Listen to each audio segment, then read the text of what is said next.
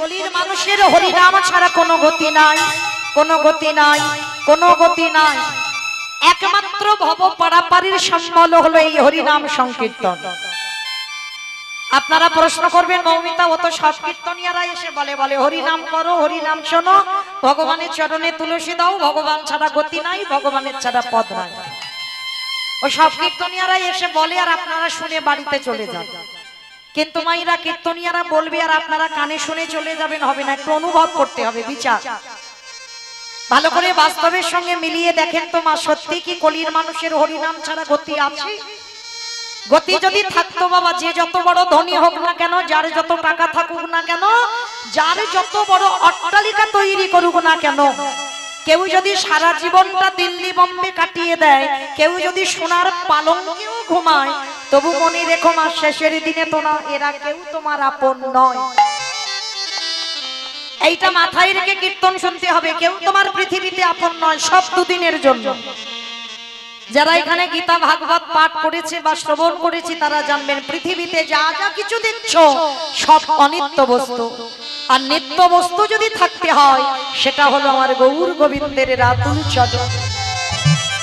কারণ আজকে যেটা তুমি তোমার দেখছো, সেটা তো কালকে অন্যজনের হবেই হবে। তুমি যদি মনে করো হাজার আঁকলে রেখে দেবে, পারবে না বাবা, ও তোমায় ছেড়ে চলে যাবে, তাহলে ও তোমার চিরস্থায়ী নয়। ওকে তুমি হাজার চেষ্টা করলেও ধরে রাখতে পারবে না। তাহলে ভালো করে ভেবে দেখেন তো মা, এই যে শেষের দিনে, এই যে আমি একটা কথা বারে বারে বলছি, হরিনাম ছাড়া গতি নাই, সত্যি কি গতি আছে? ভালো করে ভাবেন, শেষের দিনে তোমার কেউ সঙ্গে যাবে না, কিন্তু একজন তোমার সঙ্গী হবে। কি মাইরা, আপনাদের এই হটুর মর্যাদার এলাকায় নিয়ম আছে তো? কারণ আমার ডায়মন্ড হারবার এলাকায় নিয়ম আছে। কারণ মানুষ মরে গেলে বাবা কিছু সঙ্গে দাও বা না দাও, দুটো জিনিস তোমায় ভাড়া করতে হবে, একটা হলো খোল আর একটা হলো করতা। কি গো মাইনা, মানুষ মরে গেলে ভাড়া করে না দুটো জিনিস? আর পিছনে যাই না, বলো হরি বলো হরি। কি গো মাইরা, আপনাদের এই হোটর এলাকায় আছে তো নিয়মটা? বাহ, তাহলে ভালো করে ভেবে দেখে, তাহলে সেই যদি এত আগলে বসে রইলে, যাদের জন্য তুমি কৃষ্ণ ভজন ভুলে গেলে, যাদের জন্য সারা দিনতে একবারও কৃষ্ণ বলে কাঁদতে পারছো না, কেউ কি তোমার আপন হলো না কেউ তোমার সঙ্গে গেল? সেই সঙ্গে গেল কে? এই হরি নামে যাবে। আমাদের পচা দেখো,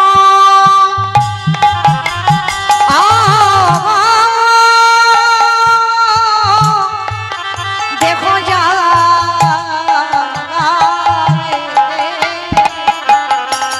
যেদিনে তুমি ভাবা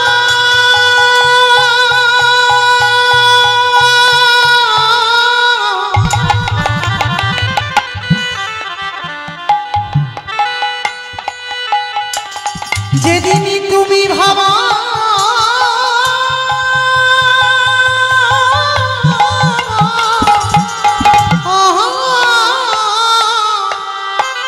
হরি বল হরি বল, যেদিনে তুমি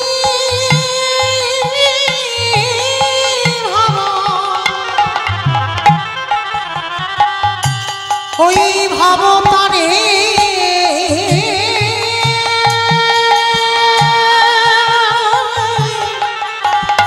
তারে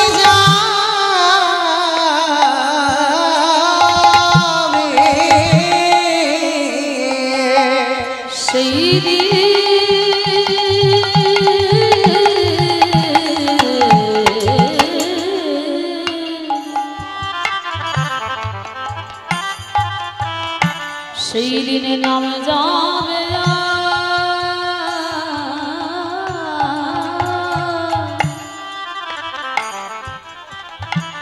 এই পচা দেহ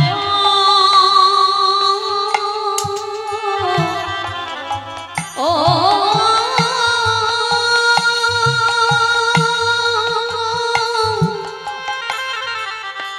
দেহ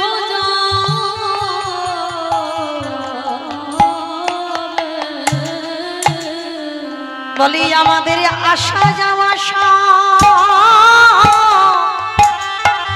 সব সার হলো, আমাদের হরি মালা নানা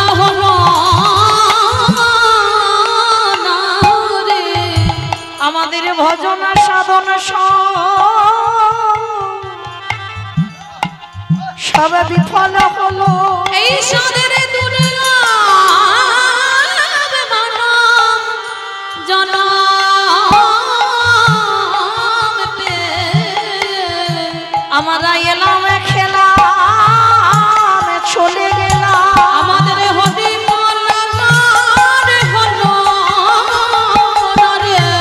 আমাদের নাম ভজনে আর হলো না গো। এই করুণা সিন্ধু অবতারে বলি আমাদের ভজন সাধন সব বিফল হলো। এবারে বলে বলি আমরা যেমনি এলাম ভাই তেমনি এলাম। তোমাদের আর বলা হয় না আমরা যেমনি এলাম তেমনি গেলাম, আর বলা হয় না যেমনি এলাম তেমনি গেলাম। আর বলা হয় না হরি বলা হলো না রে। তাই চরণ ধরি বলে যাই মা পৃথিবীতে সবাইকে ভুলে যেও, কিন্তু আমার ভগবানের চরণ যেন কোনোদিন ভুলে যেও না। কারণ ওর মতো আপনজন তুমি পৃথিবীতে আর কাউকে পাবে না। সবাই তো তোমাকে একা ফেলে চলে যাবে, কিন্তু ওর মতো দিনের দয়াল দীনবন্ধু আর কোনোদিন কাউকে দেখেছো? দেখেন মায়েরা, আমাদের আসবার আগে যে আমাদের কথা ভাবে, একটা সন্তান জন্মগ্রহণ করে কি খাবে তার ভাবনাটা জগতে কেউ ভাবেনি। তার ভাবনাটা ভেবেছে আমার বিশ্বের স্রষ্টা মালিক ভগবান। আপনারা প্রশ্ন করবেন মৌমিতা কেন? ওই ভাবনাটা তোমার মা ভেবেছিল। আমি জন্মেই মার কোলে স্তনদুগ্ধ প্রথম পান করেছে বলে না, তোমার মা কোনোদিন ভাবেনি এখানে আমরা যতগুলো নারী আছি মা হয়েছে, আমিও একজন মা। তাহলে যারা যারা মা হয়েছে তারা জানে বাবা, মাতৃস্তনে দুগ্ধ তখনই আসে যতদিন না গর্ভে 5 মাস সন্তানের বয়স না হয়। 5 মাস সন্তানের বয়স হলো, মাতৃস্তনে দুগ্ধ এলো, তাহলে তৈরি কি মা করলো? মা যদি তৈরি করেছিল বাবা, তাহলে তো গর্ভে সন্তান আসার আগে কাউকে করে দেখাতে বলো, পারবে না। কেন পারবে না? ওটা তো আমার বিশ্বের স্রষ্টা মালিক ভগবান দিয়েছে। যে একদিনের একটা বাচ্চা কি খেয়ে বাঁচবে, কতটুকু লবণ, কতটুকু ঠান্ডা, কতটুকু গরম, কতটুকু মিষ্টি, কতটুকু টক, কতটুকু তিতো দিলে তবে একটা স্তনদুগ্ধ তৈরি হয়, আজ পর্যন্ত কোনো বৈজ্ঞানিক ভাবেনি। ভেবেছিল আমার বিশ্বের স্রষ্টা মালিক ভগবান। নিতাই গৌর হরি বল, হরি বল, হরি বল। তাই তার মতো দিনের দয়াল দীনবন্ধু আর পৃথিবীতে কেউ হবে না। তো মায়েরা চলেন আজকের সেই দীনবন্ধুকে স্মরণ করে আজকের এই সন্ধ্যা বেলায় আমরা সবাই কিছুক্ষণের জন্য চলে যাব শ্রীধাম নদিয়া নবদ্বীপ ধাম। কি মায়েরা সবাই যাবেন তো? সবাই যাবেন? আই ভগবান, সবাই যদি চলে যায় তাহলে কীর্তন হবে কাকে নিয়ে? কেউ যাব না, সবাই থাকবো। কেন? কারণ এক্ষুনি মা তুমি যদি নবদ্বীপ যেতে যাও না, তুমি যেতে পারবে? এক্ষুনি তোমার স্বামীর অর্ডার নিতে হবে, তোমার ছেলে পুলে বৌমাকে বলতে হবে হ্যাঁ ছেলে হ্যাঁ রে খোকা যাবো আমি বৃন্দাবন, যাবো নবদ্বীপ। অনুমতি নিতে হবে, অনুমতি দেবে তারপরেই যাবে, কিন্তু তার আগে নয়।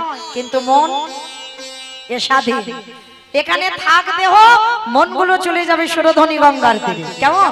কারণ মনকে বলতে হবে না হ্যাঁ গো স্বামী আমি নবদ্বীপ যাব, মনকে বলতে হবে না হ্যাঁ রে খোকা বৃন্দাবন বাঁকে বিহারীকে দর্শন করতে যাব, বলতে হবে না। তাহলে মন যখন স্বাধীন, চলেন দেহগুলো থাক আপনাদের গ্রামে, থাক সংসারে স্বামীর ঘরে, আর মনগুলো নিয়ে যাই সুরধনী গঙ্গার তীরে। আর সুরধনী গঙ্গার তীরে গিয়ে দেখবো যিনি সত্যতে নারায়ণ, ত্রেতাতে রামচন্দ্র, দাপরে কৃষ্ণ, কলিতে হলেন শ্রীকৃষ্ণ চৈতন্য মহাপ্রভু। তো যে তিথি, যে নক্ষত্র, যে লগ্নে প্রভু আমার এসেছিল, নবদ্বীপের ভাবটা কেমন ছিল জানো?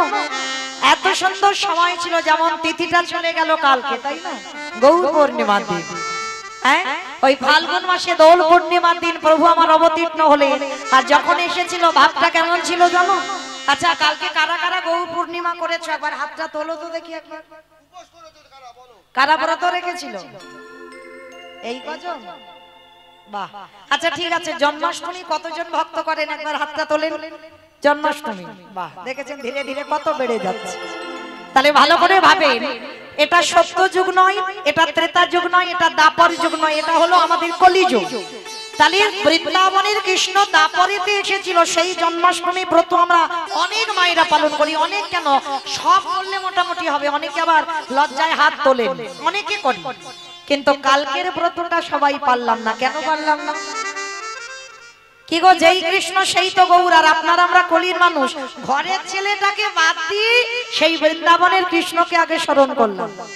তাহলে আমাদের নিমাই তো ঘরের ছেলে। হ্যাঁ গো, ঘরের ছেলের জন্মদিনটা কেউ পালন করলাম না। তো চরণ ধরে বলি যাই, এবছর যা হলো হলো, অবশ্যই করি। আমরা সনাতন ধর্মের মানুষ, আমরা হিন্দু ধর্মের মানুষ। ঠিক যেমন জন্মাষ্টমী ব্রত পালন করেন, ঠিক তদ্রূপ আমার গৌর পূর্ণিমাটাকে অবশ্যই আমরা সনাতন ধর্মের মানুষ হই, আমাদের পালন করা কর্তব্য। নিতাই গৌর প্রেমানন্দে হরি বল, হরি বল। তাই অধম কীর্তনিয়ার কথা যদি কারোর মনে থাকে, স্মরণে থাকে, চেষ্টা করবেন সামনের বছর গৌর পূর্ণিমাটা পালন করতে। কেন? আমরা গৌর দেশের মানুষ। কত ভাগ্যবান, কত ভাগ্যবতী, আমরা গৌর দেশে জন্মেছি। আর এই মাটিতে আমার মহাপ্রভু এসেছে, বিদেশিরা তারা কিনে নিয়ে চলে গেল আমার গৌরকে, আর আমরা এখনো পতিত হয়ে পড়ে রইলাম। তো চলেন, প্রভু যেদিন এলেন ভাবটা কেমন ছিল জানো? আজ নদী গা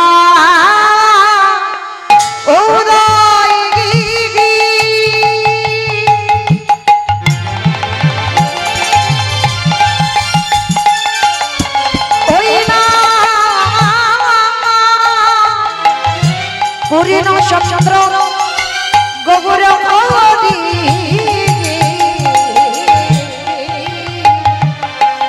ওই নদিয়ায়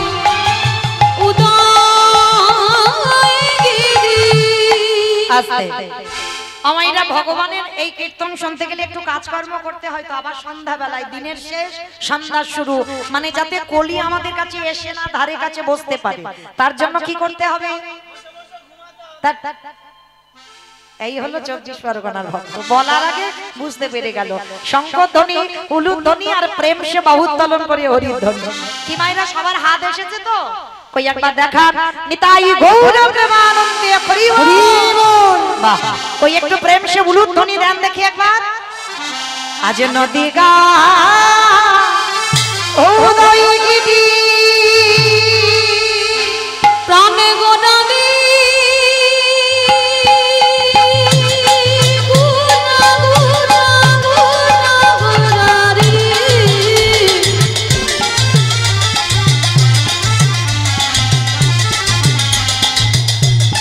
গোদা গোদা গোদা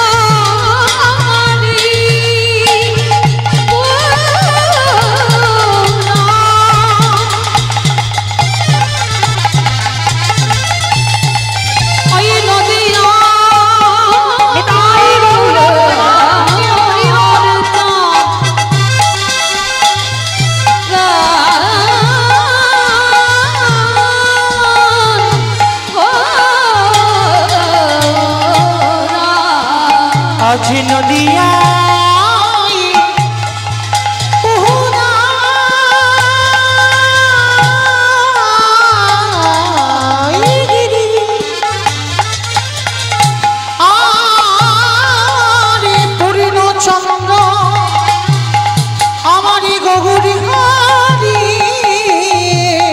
কৃপা করি হইল যুদা,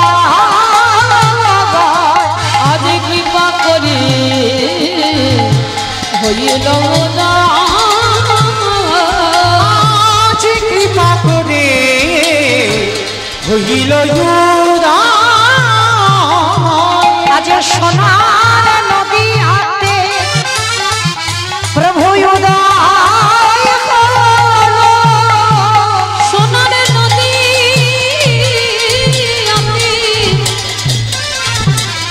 গৌরদয় হলো। ওই না নদী আজ নদী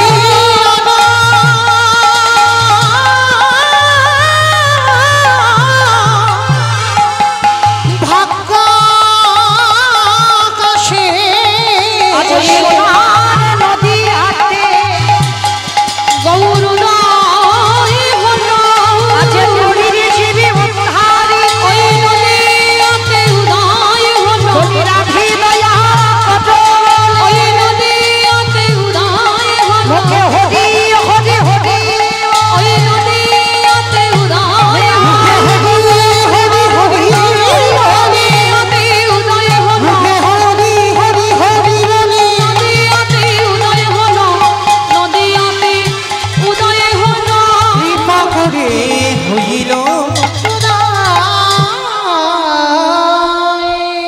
নদিয়ার ভাগ্যাকাশে ব্রজেন্দ্র নন্দন কৃষ্ণ কলিকালে হয়েছে শ্রীকৃষ্ণ চৈতন্য। তো মায়েরা পৃথিবীতে লাখ লাখ ভক্ত ছিল, হাজার হাজার ভক্ত ছিল, কোটি কোটি ভক্ত ছিল, কাটোর ডাকে এলো না, এসেছিল কার ডাকে না, শান্তিপুরের মাটিতে বুড়ো অদ্বৈত আচার্য গোসাই। আমাইরা অদ্বৈত আচার্য গোসাই চেনো তো? তোমাদের এই মর্যাদার আশেপাশের কেউ নয়। পঞ্চতত্ত্ব ছবি যাদের বাড়িতে আছে দেখবেন, শ্রীকৃষ্ণ চৈতন্য প্রভু নিত্যানন্দ শ্রী অদ্বৈত গদাধর শ্রীবাসাদি গৌর ভক্তবৃন্দ। একটা বাচ্চা ছেলেকে জিজ্ঞাসা করবে, বলে দেবে মাঝখানেরটা আমার নিমাই পণ্ডিত, মানে কলিকালের ভগবান। আর ওই ছেলেটার ডান দিকে একটা বয়স্ক লোক দাঁড়িয়ে আছে, চুল গোপ দাড়িগুলো সব পেকে সাদা। কেন না চৈতন্য মহাপ্রভুর থেকে 52 বছরের বড়, মানে 1-2 দিনের বড় নয়, 52 বছরের বড়, যার জন্য আজকে চুল গোপ দাড়িগুলো সব পেকে সাদা। আর ইনি হলেন অদ্বৈত আচার্য গোসাই, আর ছোটবেলার নাম হলো কমলাক্ষ। আর মহাপ্রভু একটা আদর করে নাম ডাকতো, কি নাম জানো? নাড়া বলে। মহাপ্রভুর এটা খুব আদরের নাম, নাড়া বলে ডাকতো।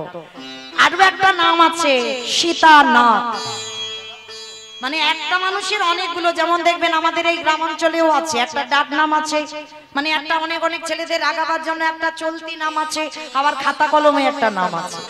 ঠিক এই অদ্বৈত আচার্যের অনেকগুলো নাম ছিল, তার ভিতরে বাবা এই অদ্বৈত আচার্য 12 বছর তুলসী ভাসিয়ে কৃষ্ণকে কলিকালে কালকের গৌর করে এনেছিলেন, মানে কালকে যে তিথিটা গেল। তাহলে এই যে বাবা পৃথিবীতে হাজার হাজার ভক্ত, লাখ লাখ ভক্ত, কোটি কোটি ভক্ত ছিল, তা ভগবান যদি মনে করতেন বাবা অন্য কোন ভক্ত কি আর অদ্বৈত আচার্যের থেকে বড় ভক্ত ছিল না? নিশ্চয়ই ছিল। তাহলে এলো না কেন? কারণ কথা দেওয়া আছে যে, কারণ ভগবান জগতে যা যা কিছু ঘটনা ঘটায় ও সব আগে থেকে পরিকল্পনা করা আছে। এই যে অদ্বৈত আচার্য 12 বছরে তুলসী ভাসিয়ে আহ্বান করবে, ওটা তো আমার ভগবানের কথা দেওয়া ছিল। আর পৃথিবীতে এত ধরনের ভক্ত থাকতে একেবারে ওনারই ডাকে কেন এলো? তাহলে ওই মানুষটা কে ছিল? ওই মানুষটার একটা নাম হচ্ছে বাবা মৃত্যুঞ্জয়। আমাইরা মৃত্যুঞ্জয় মানে বোঝো তো, চেনো তো? মৃত্যুঞ্জয় কোন দেবতাকে বলে? মহাদেব। বাহ, মহাদেবের একটা নাম হচ্ছে মৃত্যুঞ্জয়। কেন?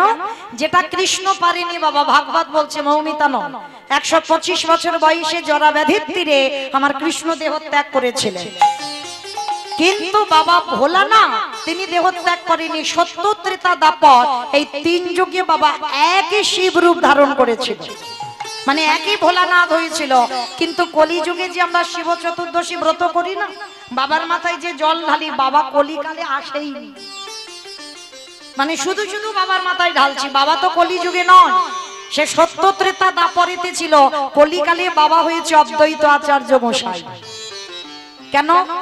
তাহলে এই জায়গাটা বাবা আমাদের জানতে হবে, কলিকালে কেন বাবা এলো না?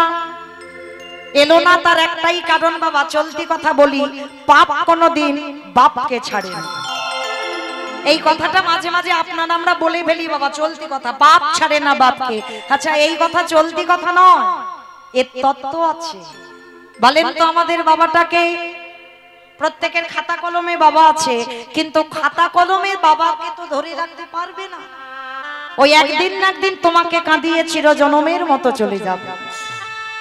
একটাই আসল পিতা আছে, একটাই জগৎ পিতা আছে, একটাই বিশ্বের পিতা আছে, যিনি হলেন সবার বাবা, যিনি হলেন সবার পিতা, যিনি হলেন বিশ্বের স্রষ্টা মালিক ভগবান কৃষ্ণচন্দ্র। আর সেই ভগবানকে কি পাপ ছেড়েছিল না? কখনো ছাড়েনি। যদি ছাড়তো তাহলে মনে করে দেখেন বাবা, সেদিন সেই কুরুক্ষেত্রের মাঠে মাতা গান্ধারী একটা নয়, দুটো নয়, তিনটে নয়, শতপুত্র নিধন হলো। কুরুক্ষেত্রের মাঠে গান্ধারী হাতে মশালে জেলে পাগলিনীর মতো, উন্মাদিনীর মতো কাঁদছিল, চিৎকার করে বলে উঠেছিল, দুর্যোধন, দুঃশাসন, আমার একটা ছেলে অন্তত আমায় যেন মা বলে ডাকে। পাগলিনীর মতো মা গান্ধারী যখন কাঁদছিল, আর ওই গান্ধারীর কান্না দেখে পিছনে বাবা একজন খিলখিল করে হেসে উঠেছিল। গান্ধারী পিছনে তাকিয়ে দেখছে, কাউকে দেখতে পাচ্ছে না। কে কে? আমি পুত্রহারা জননী, আমার একটা নয় দুটো নয় শত পুত্র নিধন হয়েছে, আমি পাগলিনীর মতো কাঁদছি। আর কে তুই? আমাকে দেখে অমন করে হাসছিস? পিছনে যে হাসছিল সে বলে উঠেছিল, আমাকে তুমি দেখতে পাবে না, কারণ একটা কথা মনে রেখো, হাজার হাজার হ্যালোজিন যদি আমার সামনে কেউ জ্বেলে দেয় আমারে দেখা যায় না, হাজার টিউবলাইট যদি আমার সামনে জ্বেলে দেয় আমারে দেখা যায় না, যদি আমার সামনে হাজার যদি হ্যারিকেন ধরে বসে থাকে আমারে দেখা যায় না, আমি যদি কৃপা করে তার সেই দিব্য নয়ন দান না করি সে কোনোদিন আমায় দেখতে পায় না। নিতাই গৌর প্রেমানন্দে।